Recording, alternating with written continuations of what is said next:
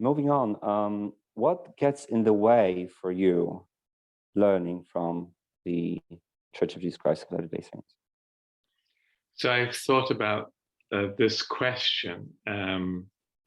So the first thing I think to say is that in interfaith dialogue, it's important to start where people are, not where you would like them to be. So in dialogue is this act of grace of letting your partner be where they are and beginning there. So wherever a person is, we accept that in good dialogue. And we're not trying to convert each other, we're trying to understand each other. So we're trying to let the other person be who they really are in their situation in life, in their faith context, in their stage of faith development. So that is an act of grace that should be fully part of any meaningful dialogue. So it's not trying to put the other person in a box or trying to put them at a stage where you wish they were. Dialogue begins by accepting the other person just where they are. So that helps me not be irritated. It helps me be more patient. So what might hinder our dialogue, this is something that perhaps I have to be patient with, is the LDS partner feeling that they have to represent their church rather than where they actually are. So when it's a dialogue between just two people that's private and personal, as you said at the beginning, then you can be both quite frank as trust grows and builds.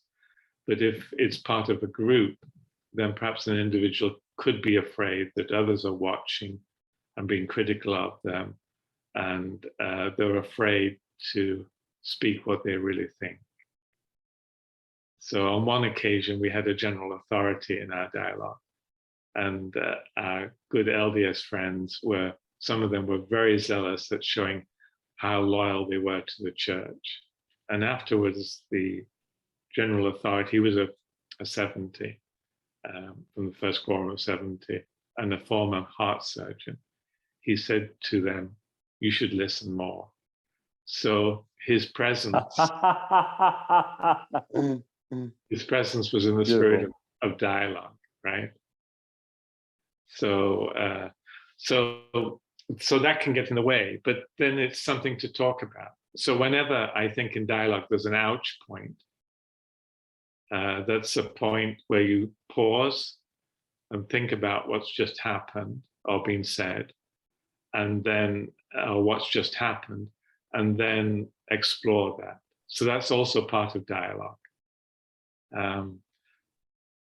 So I think everything that's happening in dialogue can be looked at and can be helpful, and with a good spirit and with grace can deepen the relationship and understanding between two people.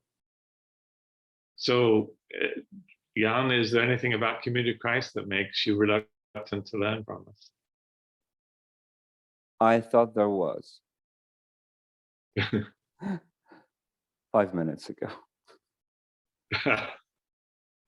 No, I mean, like, maybe there are a few things, but actually, when I was reading about the changes introduced in the reorganized Church of Jesus Christ of Latter-day Saints, now the Community of Christ, the reforms that had their pinnacle at the end of the 90s, I thought that actually I had this impression of the Community of Christ being the one where everybody has to follow one doctrine, and us being the weirdos and crazy ones that we can freely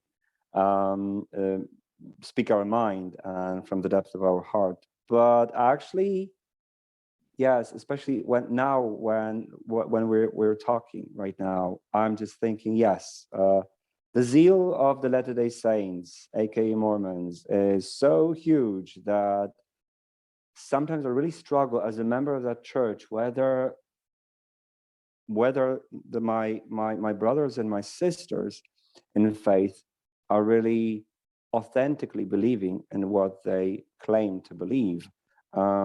because sometimes behind the zeal, it reveals the tendency to be ruled and led by others, and that you should drop your own thoughts, your own spirit, and you should just listen and follow.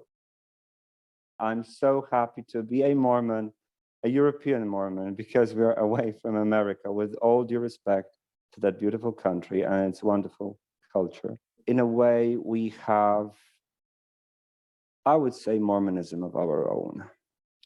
And when it comes to the community of Christ, I've had this impression that it wants to be more and more Christian, but not in Christ-like sense, but be more like other Christians. I'm still, I feel uncomfortable with Community of Christ joining the World Church Council and engaging in the ecumenical dialogue like a regular Christian church, which is super okay, but I'm just afraid of the consequences. In the 1960s, the Church of Jesus Christ of Latter-day Saints actually started a similar policy. Let's be more Christian. Let's not talk about our unique doctrines, original doctrines.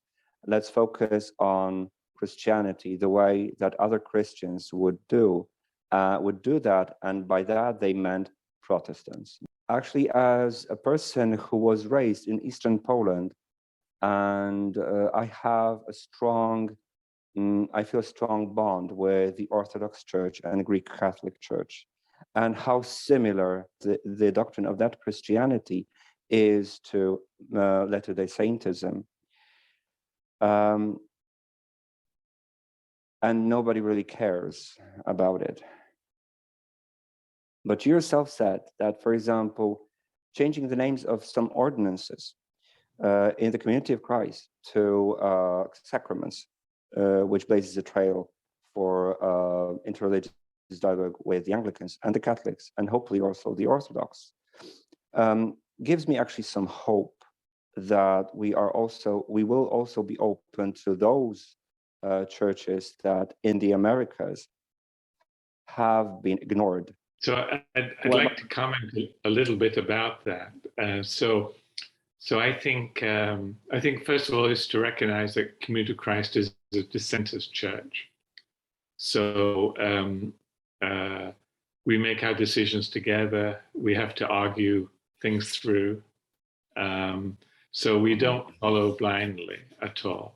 The second thing I think is that we have a number of significant dialogues going on, as the LDS Church does as well. So dialogue with LDS folk is one boundary where we talk across the fence. Another boundary is Christians, both Catholic and Protestant. And a significant group of Christians that are also very important for us are the historic peace churches like Quakers and Anabaptists, Mennonites. That boundary is very important for our future mission, because we see in their peace witness lots of things that we can learn. And then the other boundary is Sikhs, Muslims, Jews, Hindus, Buddhists. So there's about 5 different boundaries where we're talking over the fence. And we want to talk to all these groups because that's a peaceful thing to do. What you have just said about the LDS Church is exactly what I wanted to say about the Community of Christ. So I'm just thinking how much we're influenced by the environment actually we live in. Dialogue is going deeper than first impressions, isn't it? That's true. But dialogue requires the courage to meet, to encounter, to the willingness to learn, and dropping your own thoughts. I guess here we might find a similar attitude towards interfaith dialogue, and we live by the faith of our own on different faiths. We live by our own belief about other beliefs, and actually that's painful. But you know, if you come and talk to these people who belong to those denominations as well, you can also see that they do not actually know what they believe in. And that makes this dialogue even more difficult. You mentioned yourself, okay, you are a very zealous member of your religion, but where are you in it? How do you make a change?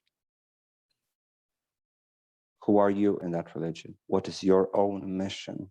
Because if being a part of a religion is just being a part of an ideology, a good, nice, fine ideology for the world, how different is religion, any religion, from any secular ideology? So For these ideologies, human being does not matter. Ideology does, society does, nation does. There's no space for a human being. Yes. So it's very important, as you say, to be human-centered in dialogue. Yes, always. I live by my own belief that the very first mission of any religion is to console a human being. A famous Polish author, Bolesław Prus, in his novel, The Pharaoh, quoted a song, an Egyptian song, the very first line of which was, "The first song of an infant is a cry." And then the religion comes. The religion is to console that infant, is to give it hope and to give salvation. If a religion provides us all tools to harm others and boost our own ego, it stops being religion. But yes, it becomes a powerful political tool.